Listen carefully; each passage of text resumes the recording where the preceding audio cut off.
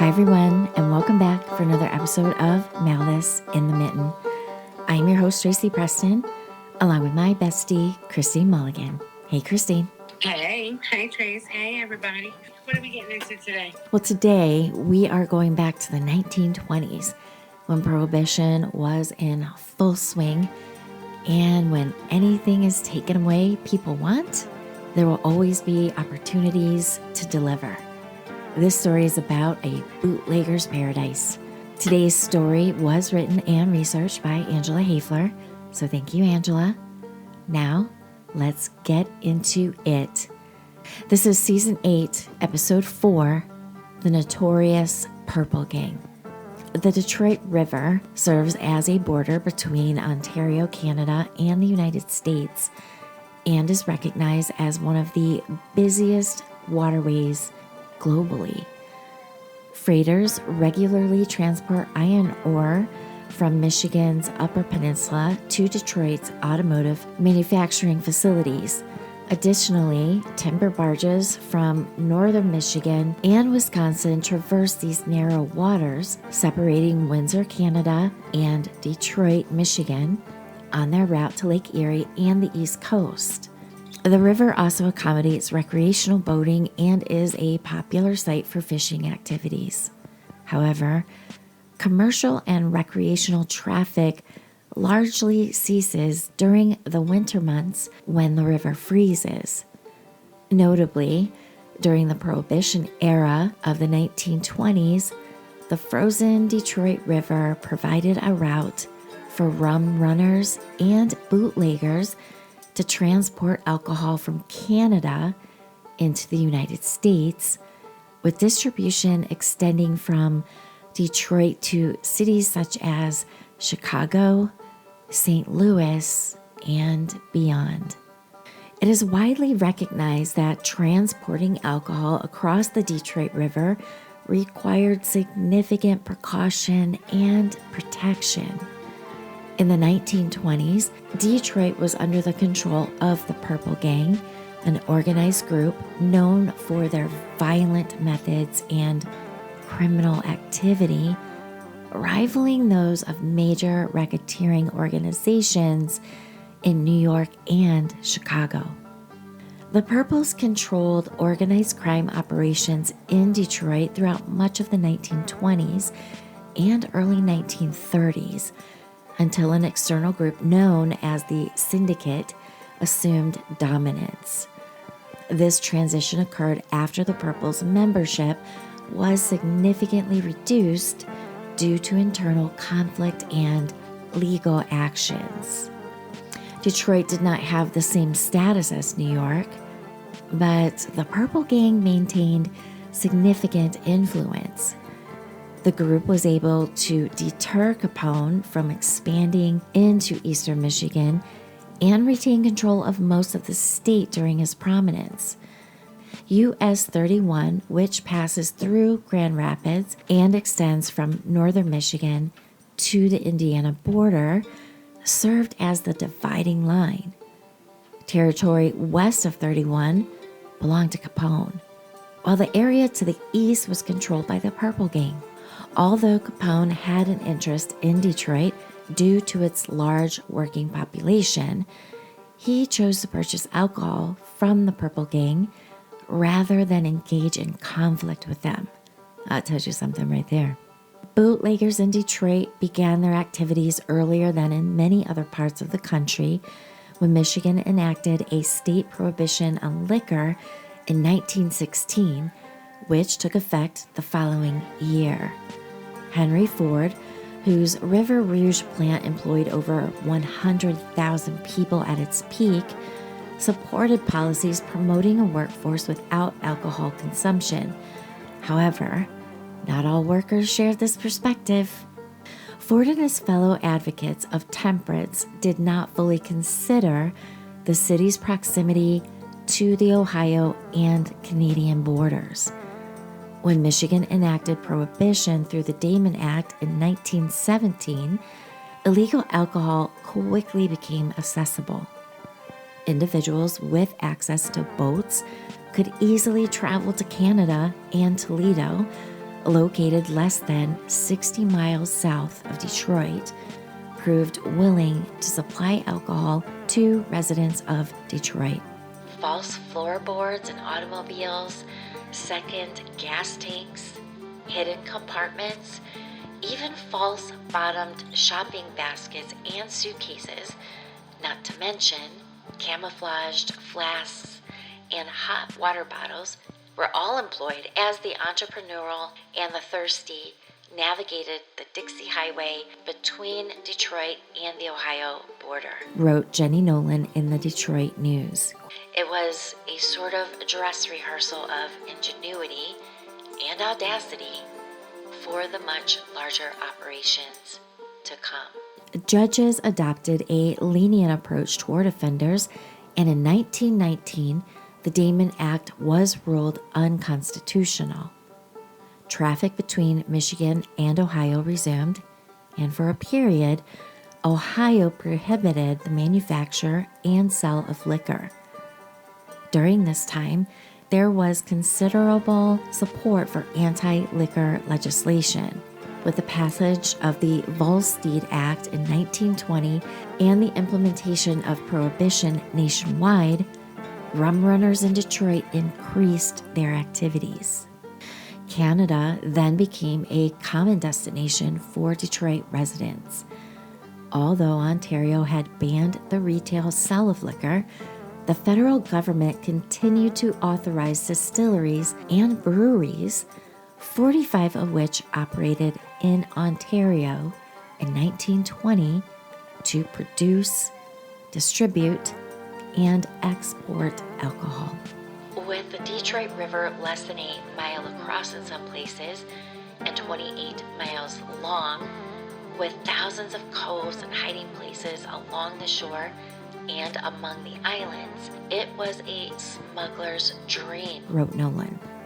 She continued, along with Lake St. Clair and the St. Clair River, these waterways carried 75% of the liquor supplied to the United States during Prohibition.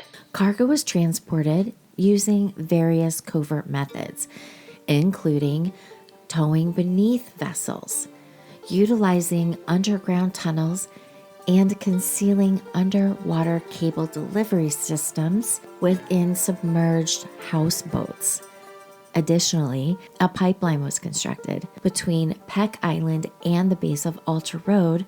An electronically controlled cable system moved metal cylinders that could hold up to 50 gallons of alcohol. Furthermore, a pipeline connected a Windsor distillery to a bottling facility in Detroit. That is ingenuity. Illegal liquor was the second biggest business in Detroit at, get this, $215 million a year in 1929, just behind automobiles. During Prohibition, the trade in alcohol employed about 50,000 people in the Detroit area, according to the Detroit Free Press.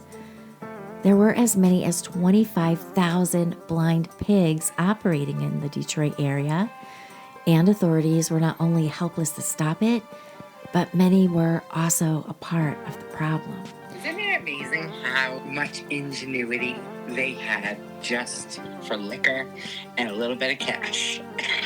Yeah. It just always amazes me. Like, whenever you talk about bootleg and everything, it really just stems down to power and money. It's crazy. It's just a crazy conversation. I'm sorry. I don't want to derail us too much. Go ahead. No, I totally agree, because I'm thinking, my God, think of what we could do for the greater good if we all just put the smidge of this ability toward that. Make that ingenuity towards helping each other and giving a little bit to everybody instead of greed and power. It's just crazy. Like, it really is the first, storyline to show you how ridiculous things are. Mm-hmm. I don't know. I can go down that rabbit hole forever. So I digress. Okay, go ahead. I'm with you, man. I'm with you. All right, so Nick Schaefer operated an establishment known as a Blind Pig, across the street from police headquarters, located above a bail bondsman's office. The venue was regularly visited by reporters and police officers who often came for the potato soup and complimentary meals. Yeah, right. During a state police raid of Duch's house on Mack and Maxwell, Detroit Mayor John Smith, Michigan Congressman Robert Clancy, and Sheriff Edward Stein were taken into custody. Establishments such as Blossom Heath in St. Clair Shores, Little Harry's in downtown Detroit, and the Green Lantern Club and E-Course attracted many local residents, some of whom financially supported organized criminal groups involved in distributing alcohol. As demand for alcoholic beverages increased, organized criminal groups gradually replaced independent rum runners. The Locavally, Bomarito, Lucido, and Zerilli families became notable for their operations on the east side, while the Tallman Gang was active on the west side. The Purple Gang emerged as a dominant group within the city during this period. And here is where we arrive to the introduction of the color purple. Like many urban centers at the turn of the century, Detroit's impoverished neighborhoods experienced significant challenges related to crime and violence. The development of the Purple Gang followed a trajectory similar to those of comparable groups in other American cities, such as the Five Points Gang in Brooklyn, the North Side Gang in Chicago, or the Boiler Gang in Philadelphia. Rumor had it that the gang received its colorful name as the result of a conversation between two Hastings Street shopkeepers of the era. Both men's shops had been the target of the youngsters' shoplifting and vandalism forays. One day, in disgust, one of the shopkeepers exclaimed, "These boys are not like other children of their age. They're tainted. Off color." "Yes," replied the other shopkeeper. "They're rotten. Purple like the color of bad meat. They're a purple gang." In the beginning, the gangsters were nothing more than the sons of Russian Jewish immigrants who had come to the new country in search of a better life. But, like so many others, the immigrants found life in the United States wasn't that different, and that the streets really weren't paved with gold. Detroit's immigrant neighborhoods experienced significant poverty, a common situation in many urban centers at the start of the 20th century. As a result, some residents engaged in criminal activities, often resorting to violence. The Hastings Street area, known as Paradise Valley, was notable in this context. Many core members of the Purple Gang attended Bishop School, which primarily enrolled individuals considered problem children.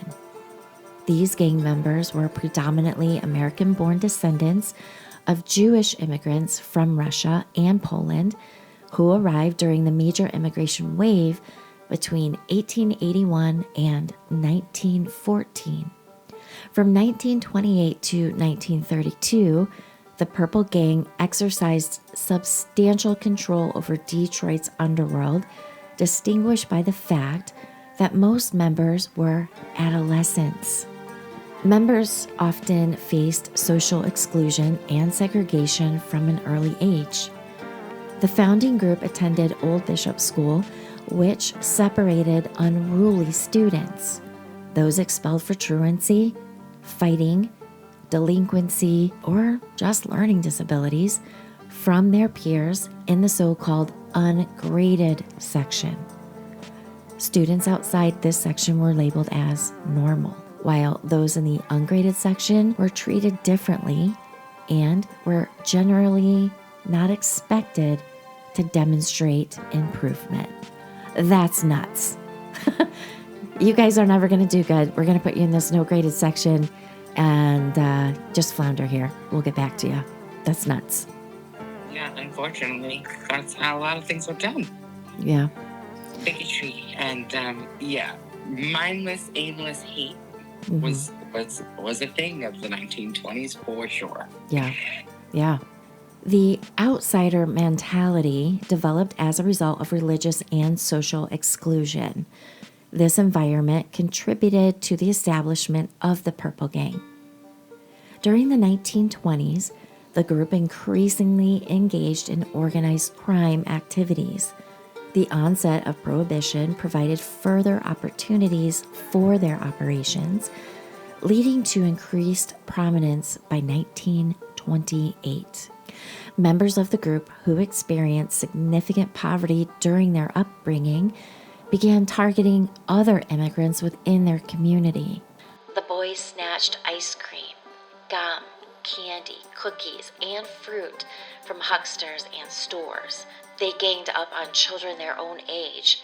Sometimes they strong-armed grown-ups. Now that is coming from the Detroit Free Press. The Purple Gang initially engaged in minor theft and extortion, but soon advanced to armed robbery and truck hijacking, influenced by established local criminals such as Charles Leiter and Henry Shore.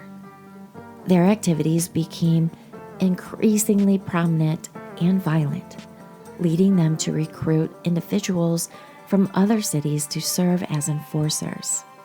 Under the leadership of the Bernstein brothers, Abe, Joe, Raymond, and Izzy, all of them, the group expanded their operations from street-level offenses like shakedowns and jewel thefts to more substantial criminal enterprises. The advent of Prohibition, coupled with the Detroit's strategic location, enabled the gang to rapidly escalate their involvement in higher-profile crimes. They developed a reputation for both their bold methods and the severity with which they dealt with adversaries. By the early 1920s, the organization had acquired a notorious standing within the community. The Purple Gang capitalized on smuggling activities across frozen Lake St. Clair, intercepting trucks and automobiles transporting illicit alcohol into Detroit. These actions, often carried out at gunpoint and involving violence against drivers, became closely associated with the group. Despite lacking a highly structured hierarchy, this association of primarily Jewish gangsters wielded significant influence and instilled widespread fear. The lucrative nature of bootlegging and rum running contributed to their increasing wealth and prominence, while law enforcement frequently overlooked their activities due to both corruption and reluctance from witnesses to come forward. This environment enabled the gang to operate with substantial immunity within Detroit. As the group's reputation grew, additional Detroit gangsters joined. Individuals who had established themselves in underground Detroit began to take on mentoring roles for younger members. Senior members of the Purple Gang delegated responsibilities, including high-risk tasks, to less experienced individuals. In this arrangement, newer members received guidance and recognition, while leadership benefited from organized support. The gang's increased unity and organization prompted some local industries and other bootleggers to involve Purple Gang members in intimidation efforts. The Purple Gang subsequently participated in several organized labor disputes, including the Millefleurs Massacre, the Collingwood Manor Massacre, and the Cleaners and Dyers War. The Cleaners and Dyers War, which occurred from 1925 to 1928, involved conflict within Detroit's laundry industry. Labor leader Francis X. Martel consolidated tailor shops and drivers into a cleaning plants wholesalers organization, utilizing the Purple Gang to enforce union policies. Employers who did not join the union, well, they faced vandalism, bombings, violence against business agents, forced closure, and property damage. The gang's involvement in these activities ultimately led to legal charges. In 1929, there were an estimated 25,000 illegal saloons in Detroit, providing significant opportunities for bootlegging operations, including those of the Purple Gang. The group also collaborated with others for labor and transportation, such as enlisting the Little Jewish Navy to transport alcohol from Canada across the Detroit River. Rather than expand his own operations in Detroit, Chicago gangster Al Capone engaged in a business agreement with the Purple Gang to avoid conflict. For several years, the gang supplied Canadian whiskey to Capone's organization in Chicago. The Purple Gang was also implicated in criminal activities such as kidnapping for ransom, and the FBI suspected their involvement in the Lindbergh baby kidnapping case. By the late 1920s, the Purple Gang held significant influence over Detroit's criminal underworld, overseeing activities related to vice, gambling, liquor, and narcotics. They operated the city's wire service, supplying horse racing information to local betting establishments, and developed connections with prominent mobsters in other cities. Notably, Abe Bernstein maintained associations with figures such as Meyer Lansky and Joe Adonis, jointly owning several Miami, Florida gambling casinos in later years. The gang engaged in illicit enterprises, including hijacking prize-fight films for profitable screenings and orchestrating fraudulent insurance claims through staged incidents. Reports attribute approximately 500 murders to the Purple Gang during their tenure. Detroit casino operator Lincoln Fitzgerald was connected with the gang and, in 1976, opened the 16-story Fitzgerald's Casino and Hotel. At the time of his death, he operated 3 casinos: Fitzgerald's Casino and Hotel, now that's in Reno, the Nevada Club, also in Reno, and the Nevada Lodge of Lake Tahoe. You know what's crazy, though, is that you're talking like this is all connected and all in the same time. But that just shows you how from 1929, 1930 to 1976, these dudes were still in business all this time, being shady AF. It started with bootlegging and just rode its way all the way through gambling until the late 70s, early 80s. How crazy. Super nuts. Nuts. When you mentioned the Lindbergh baby case, I didn't want to interject, but they kind of tied every bad guy that they can think of to that. And the crazy thing is all I keep hearing throughout your whole story, and maybe it's a sign of the times, I don't know. My brain is Swiss cheese by now. But literally all I keep thinking about is propaganda. I know. And it's funny too, because like you mentioned, the Lindbergh baby, I mean, they have, pointed fingers at a ton of people. They could have been involved. They could have been involved. Yeah, every bit of hoogly boogly they could think of, they were like, he did it, which always makes me think they know damn well what happened to that baby from the get. Yeah. They had money and they needed stories. Exactly. They needed some kind of, fog and haze over here because they were doing something that we still to this day probably don't know about. I know.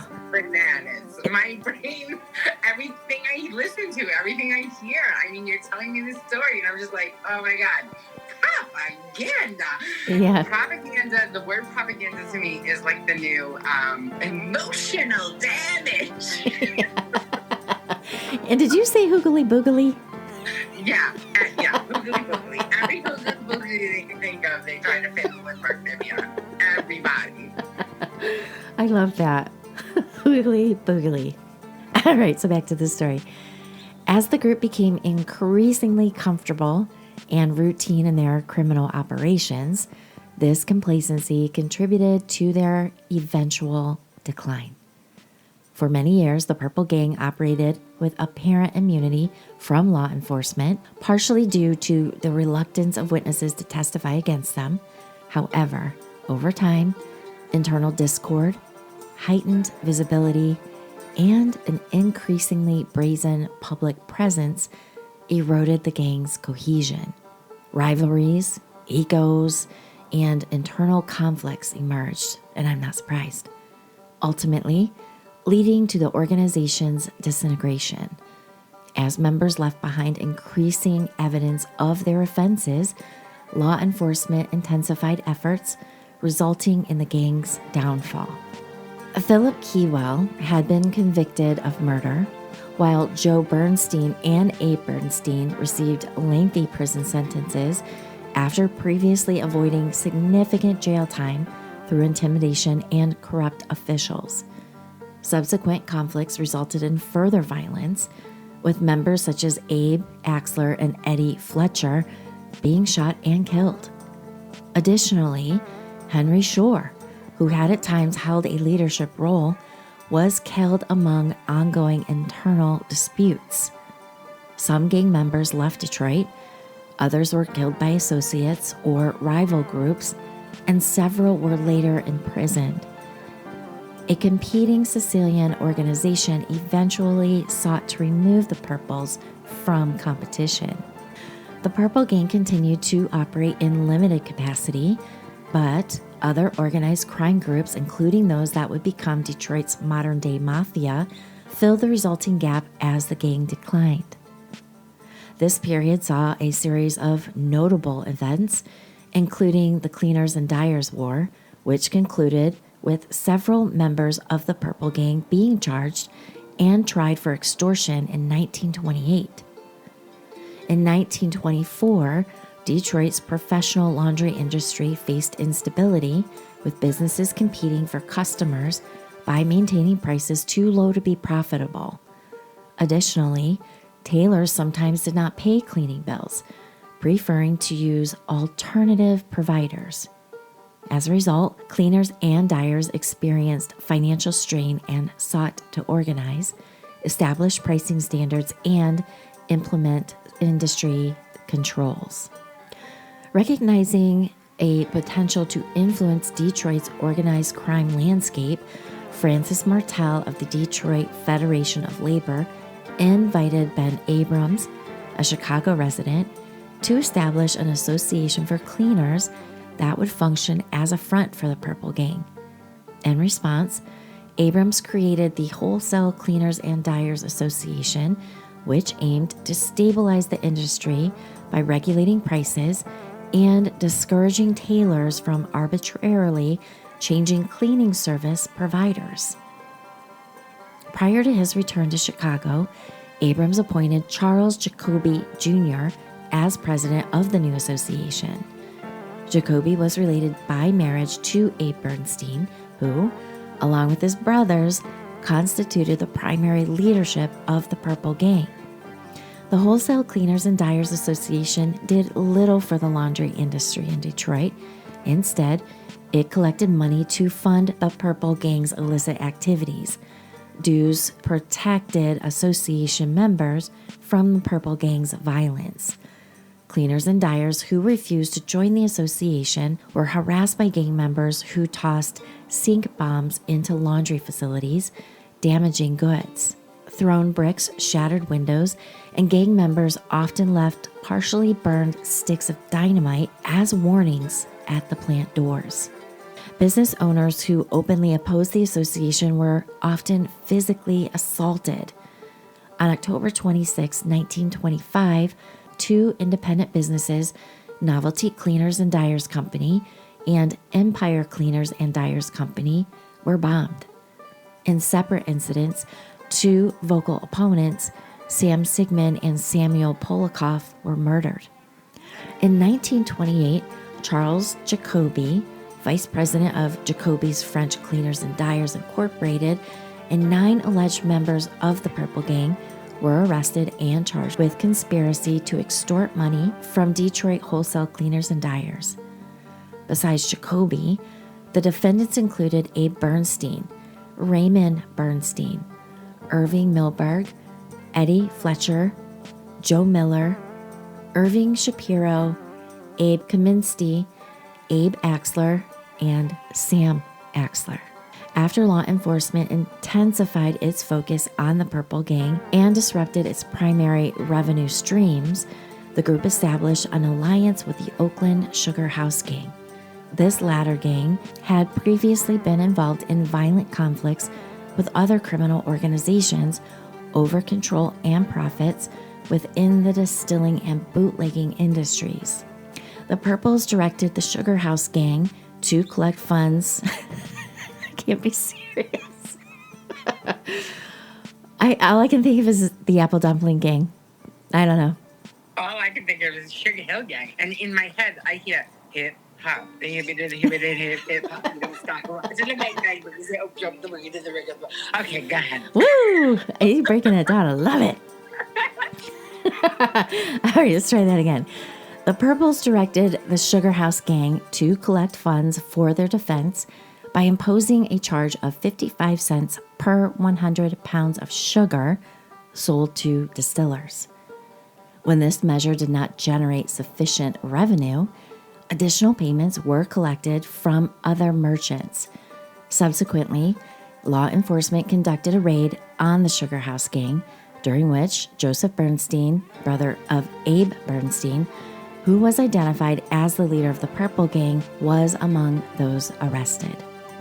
When discussing the challenges faced by law enforcement in apprehending the Purples, Garvin explained that the gang targeted only other criminals, instilling such fear in the criminal community that no one was willing to come forward as a witness. As a result, the police were unable to obtain signed complaints against the group. Testimony in the extortion trial concerning the cleaner and dyer disputes commenced before Judge Charles Bowles and a recorder's court jury on June 4, 1928. The state presented 42 witnesses. Proceedings were postponed for 1 month due to Judge Bowles' illness. In early September 1928, the trial concluded with the acquittal of Jacoby and the individuals accused of gangster activity. Subsequently, Frank Martel, president of the Detroit Federation of Labor, was indicted on charges of extorting funds from the Jacobys, but he was also acquitted. An acquittal in this case was not unexpected.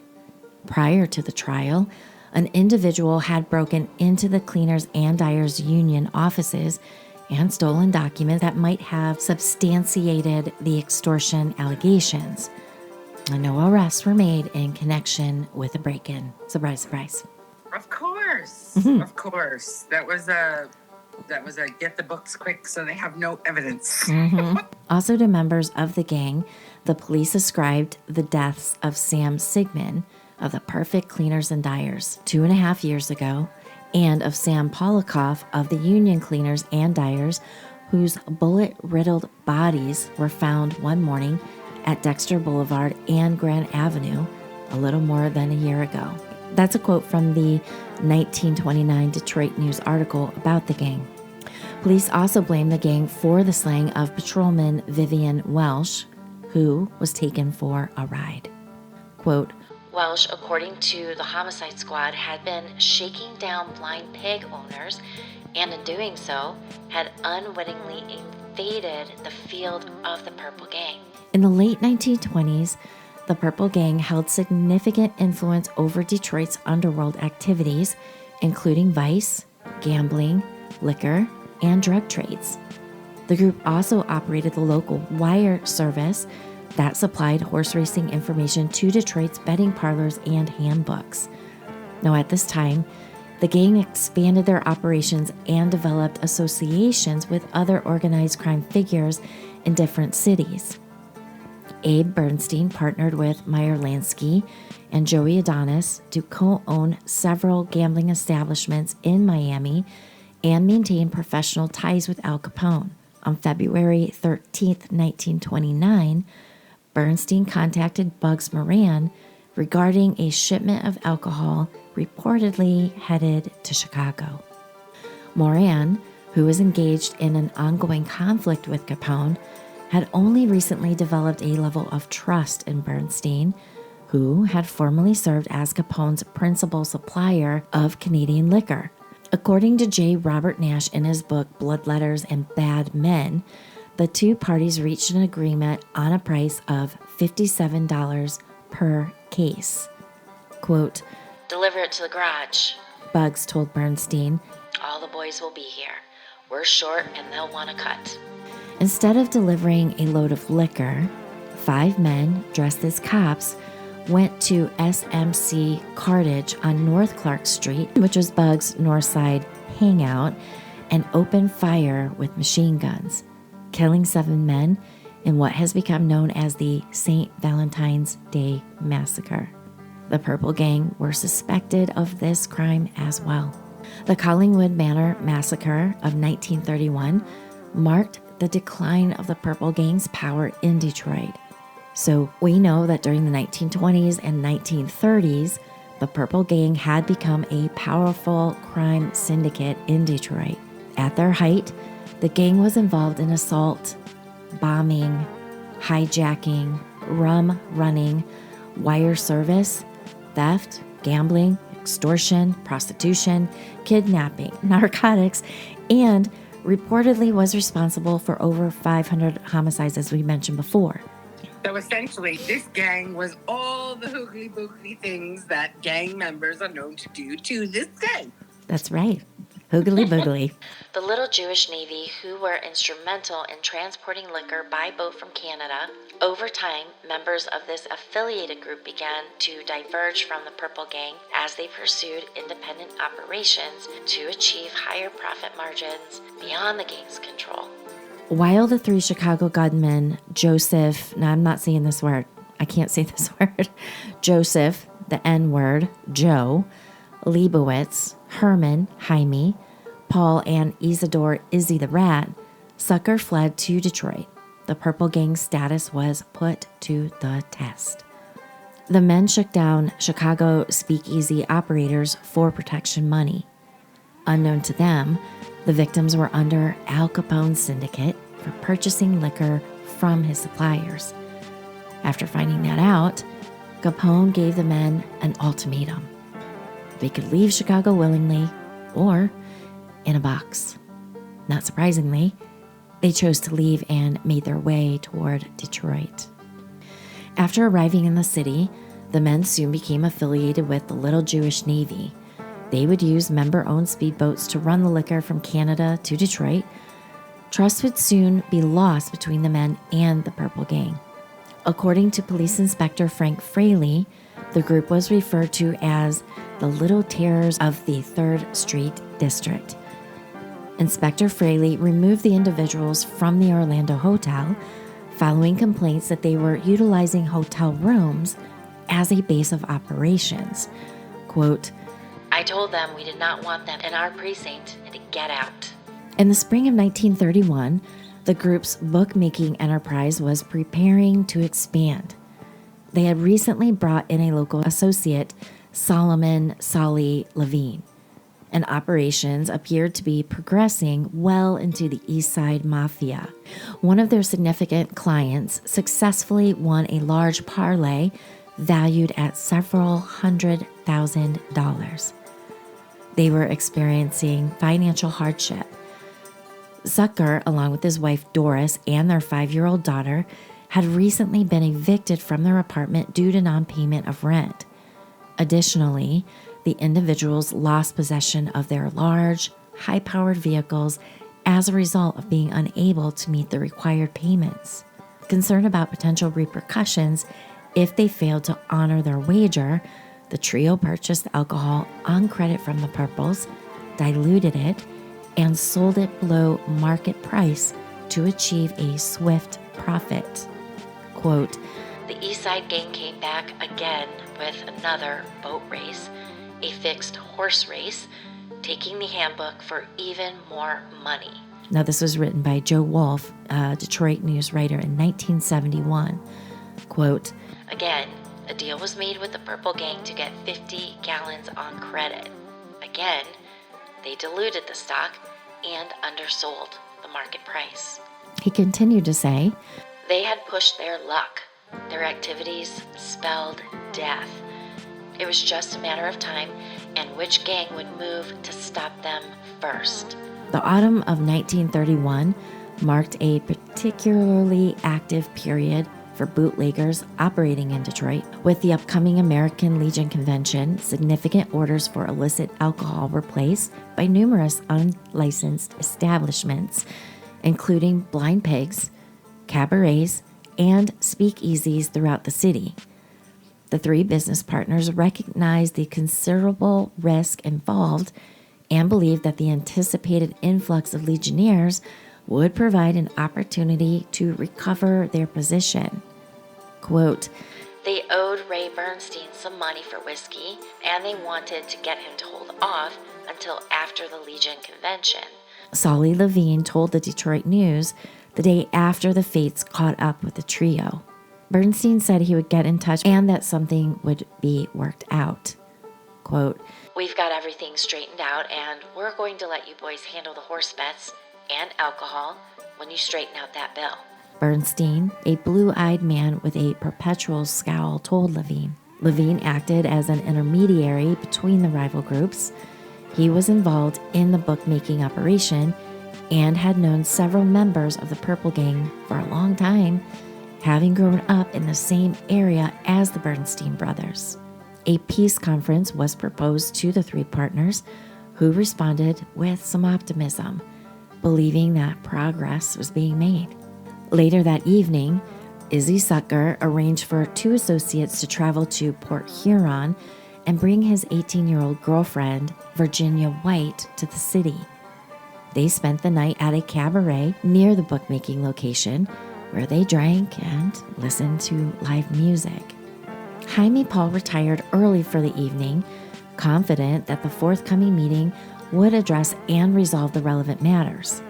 Similarly, Leibowitz concluded his night out in high spirits, though he awoke the next morning suffering from a severe hangover that caused him to forego shaving. On September 16th, while working at the bookmaking establishment, Levine received a call from a member of the Purples providing the location for the scheduled meeting, and that was 1740 Collingwood, apartment 211, with instructions to arrive by 3 p.m. Levine recorded these details on a pink betting slip from the ledger. Keywell, despite his youthful appearance, had a reputation for resilience and determination.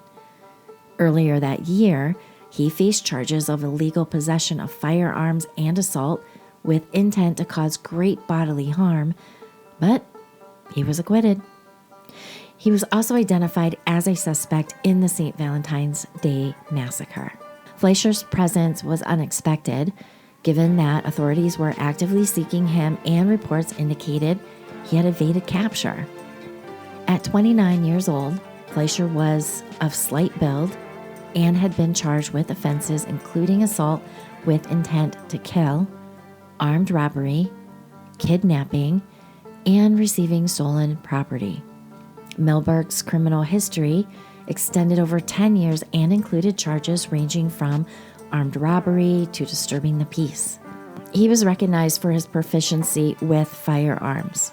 After the rival gang members exchanged greetings, Paul, Levine, and Leibowitz sat together on the couch, while Izzy sat on an armrest.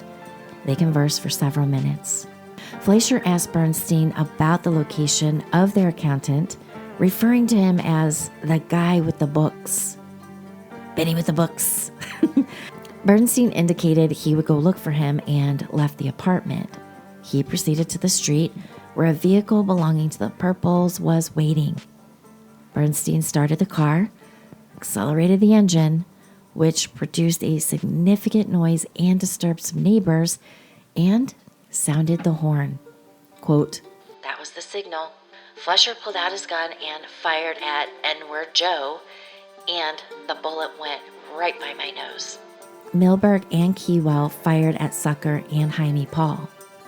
The trio was caught off guard by the gunfire.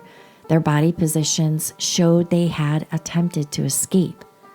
Paul lay slumped against the couch in the living room with 8 bullets in his back and head, a cigar still clenched in his hand. Leibowitz was sprawled in a short corridor leading to the bedroom, a battered cigar stub in his teeth. Izzy Sucker died in the bedroom of the apartment, 2 bullet holes not more than an inch apart in his forehead, and his stogie in his hand. The 3 young individuals were ultimately unsuccessful in their efforts to obtain substantial wealth through unlawful means. At the time of reporting, Izzy possessed 11 cents. Jaime had $2, and Leibowitz, who was deceased, left behind $92. Fleischer turned to Levine, who couldn't believe that he was still alive, and asked, "You okay?" Levine nodded mutely, waiting for his execution. The 3 killers huddled for a moment. "Let's go," one of them shouted. The 4 men ran into the kitchen where Fleischer, Milberg, whose sharpshooting had dropped Izzy, and Keywell, a murderer who had yet to attain voting age, dropped their .38 caliber revolvers into a bucket of green paint. Now, the paint prevented law enforcement from obtaining fingerprints from the pistols. And I thought to myself, that's interesting.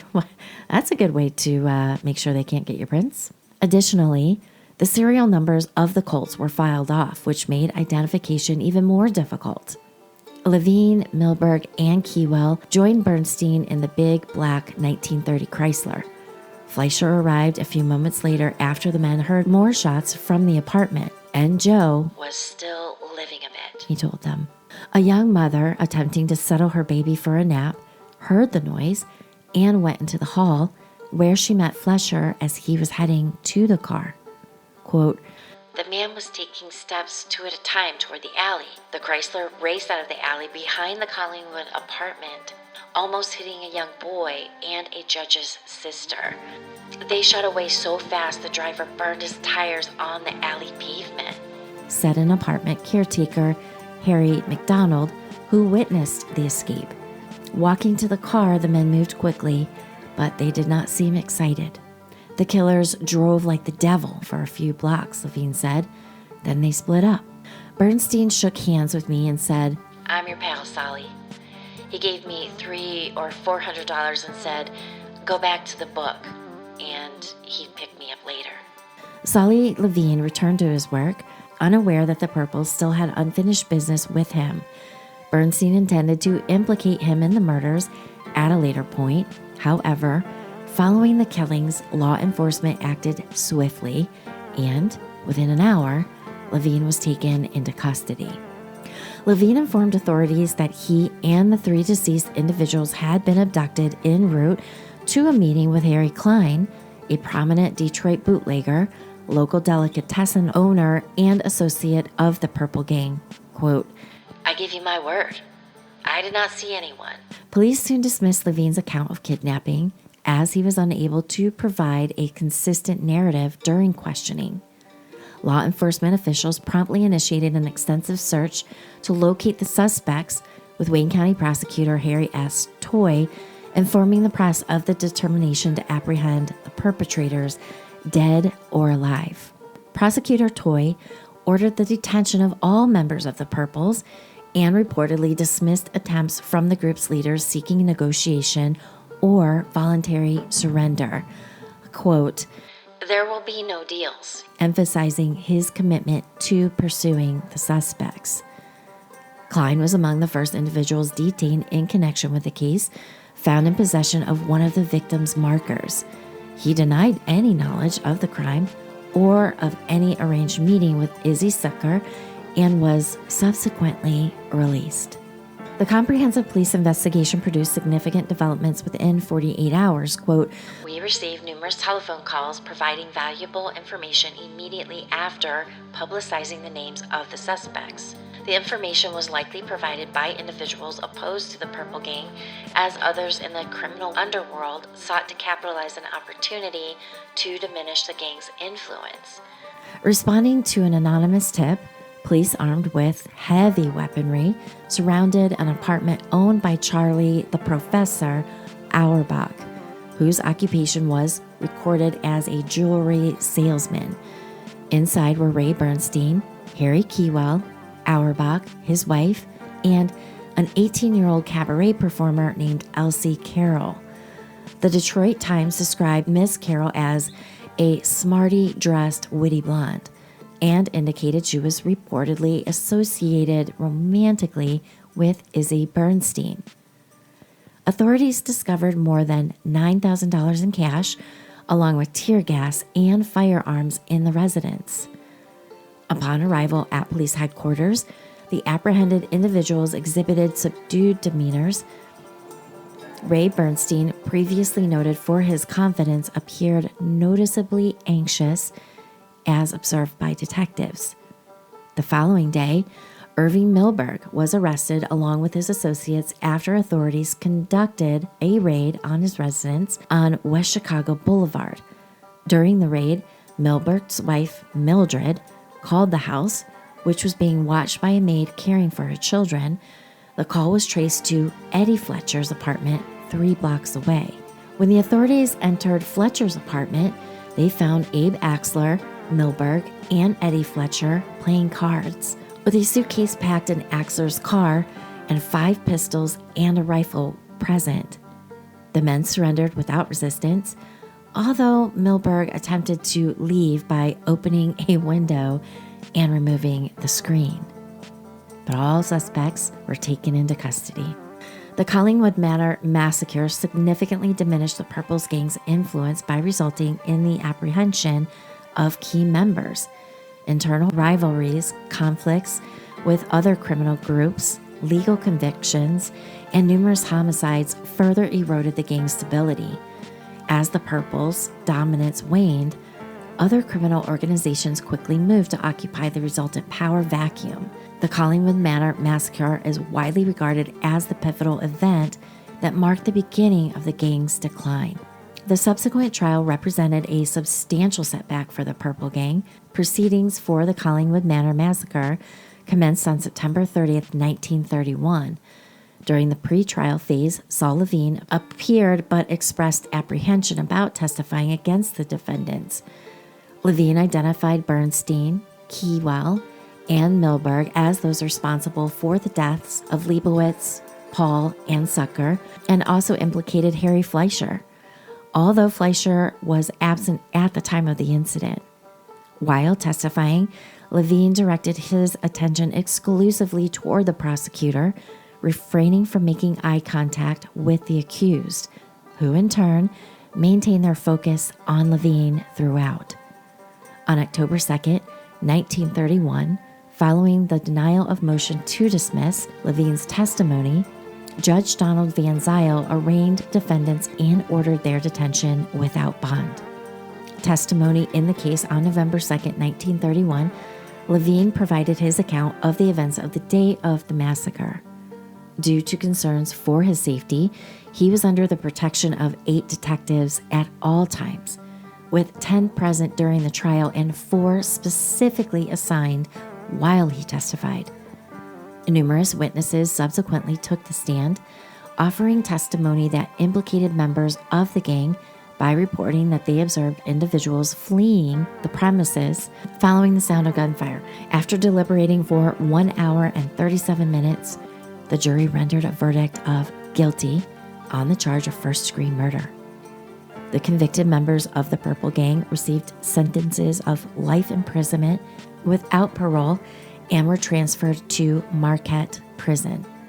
Chief of Detectives James E. McCarty stated to the press, quote, "This conviction is the greatest accomplishment in years. Not only does it break the back of the Purple Gang, but it serves notice on other mobs that murder doesn't go anymore in Detroit." The verdict elicited a strong response in the courtroom, prompting friends and relatives of the convicted individuals to react vocally, while court officers took action to restore order. 1 week later, Judge Donald E. Van Zyl imposed mandatory sentences of life imprisonment without parole on the 3 defendants. Subsequently, Ray Bernstein, Irving Milberg, and Harry Keywell were quietly transported via a special Pullman train to Michigan's Upper Peninsula to begin their sentences at the state's maximum security facility in Marquette. Harry Fleischer evaded capture until 1932. However, he was never convicted in connection with the massacre. On June 9, 1932, Fleischer voluntarily appeared at the prosecutor's office with legal counsel to address the outstanding warrant related to the Collingwood Manor massacre. During his absence, he was suspected of involvement in several high-profile crimes, including the Lindbergh kidnapping. There we go. By July 25, 1932, prosecutor Harry Toy conceded that the key eyewitness, Solly Levine, could not be located, resulting in the dismissal of the case against Fleischer. Later, in the early 1950s, Fleischer served time in Alcatraz for armed robbery associated with an Oakland County gambling establishment. Milberg died in prison after serving 7 years. Harry Keywell maintained an exemplary prison record for 34 years prior to the commutation of his life sentence.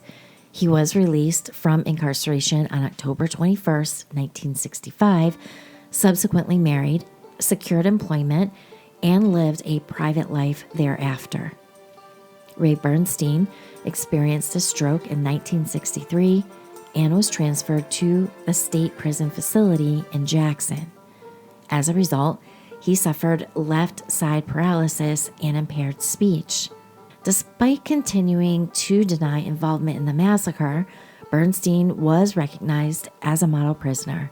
He had no record of misconduct, taught educational classes to fellow inmates after obtaining his high school diploma, and provided financial support to other inmates.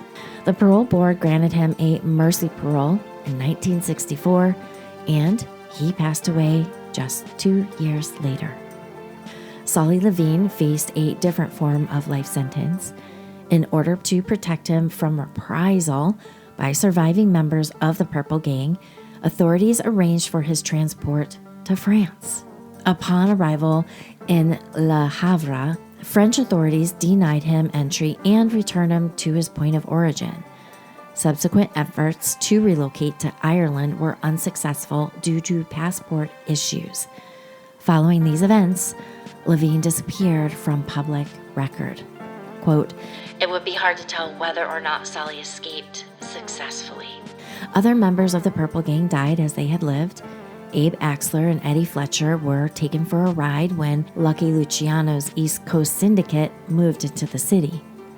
As the National Prime Syndicate began to consolidate the underworld in the mid-1930s, the remnants of the Purple Gang were absorbed. The convictions of the Collingwood Massacre, quote, "broke the back of the once powerful Purple Gang, writing finis to more than 5 years of arrogance and terrorism," said the Detroit chief of detectives James E. McCarthy. "The effect of Bernstein's conviction should be a great influence. He reached the top of the underworld, and all of it got him a life sentence." Now, there is so much more. I mean, this story could go on and on and on. I will be doing a story on, there's a senator, I believe his name is Senator Hooper, who is also believed to be gunned down. So, one of the things that kept these guys getting out of these court cases were they were killing any possible witness. Senator Hooper was one of them. So that'll be an interesting story, but we'll do that another time. But who knew the Purple Gang was so vicious? And I can't even believe they are believed to have killed like 500 people. How in the hell these guys were ever even let out in the first place? They should have just stayed there. That was their sentence, period, end of story. So all I want to do is wrap it up with, and imagine that they came up with their name, the Purple Gang, because they were so undereducated that they thought violet and violent were the same word, and they wanted something synonymous with violet, so they went with purple. Yeah, and they wore purple. Totally nuts. I know when I first heard the name of the gang, I'm like, that's silly. But it's not any sillier than the Sugar House Gang either. Yeah, but I mean, it's really not that silly. I mean, if they really thought that violet meant violent and they were going with a different shade of it, Yeah. it's kind of ingenious in a non-genius way. Yeah. Right. Crazy story. Crazy story. So thank you, everyone. Thank you so much for coming back and listening. And we will see you all back on Wednesday for Round Robin. Have a great week, everyone. Bye. Bye.